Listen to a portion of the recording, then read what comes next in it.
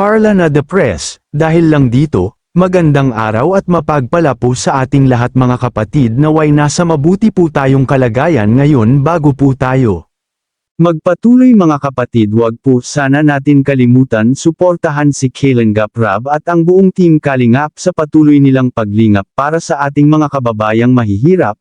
Mga kapatid, pasintabi lang po tapusin hanggang dulo ng video na ito para malaman ang ugat ng nilalaman nito. Sa mundo ng pagtulong, hindi laging madali ang bawat araw. May mga ngiti, may mga pasasalamat, at minsan, may mga pusong napapagod at nasasaktan ng tahimik. Si Carla, isa sa pinakahinahangaan sa grupo, kilala bilang masayahin, mahinahon, at palaging handang tumulong kahit gaano man kabigat ang sitwasyon. Pero sa likod ng kanyang ngiti, may kwento palang unti-unting nagbubukas. Isang araw, may bagong project ang grupo, hindi na siya ang kasama ng dati niyang kabody sa field. At may kapalit ng iba, isang bagong miyembro na mas madalas makasama nito sa mga missions. Tahimik lang si Carla, nakangiti, nagpapakatatag. Pero makikita mo sa mga mata niya ang kakaibang lamlam.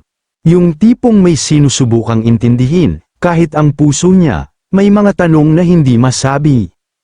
Habang nagfi-film sila ng bagong vlog, makikita ang bagong tandem na masayang nagsasalita sa camera. At sa isang eksena kung saan nagkaharap sila, sandaling tumigil si Carla. Napayuko, huminga ng malalim, may kumislap na luha sa gilid ng kanyang mata.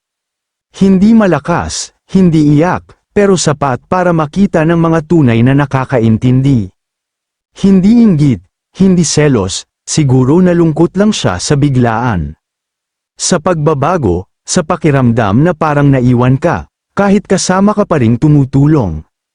Pero kahit ramdam mo ang bigat sa dibdib niya, hindi niya pinili ang magreklamo. Hindi siya umalis, hindi siya nagbago ng treto, tumulong siya. Ngumiti siya sa mga taong tinutulungan nila. Pinilit niyang maging matatag, hindi para sa camera, kundi para sa puso niya at para sa dahilan kung bakit siya nagsimula.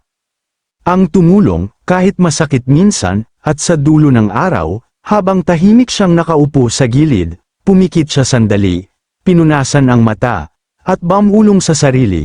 Hindi lahat ng pagbabago masama, minsan kailangan lang tanggapin at magpatuloy, at mula doon, tumayo siya muli, handa sa susunod na hakbang, hindi bilang parte ng isang duo, kundi bilang si Carla, isang pusong marunong magmahal, masaktan, at muli, tumayo't lumaban. Baka mo na talaga, tapos buksan mo. Ayan. 1, 2, 3, taas mo.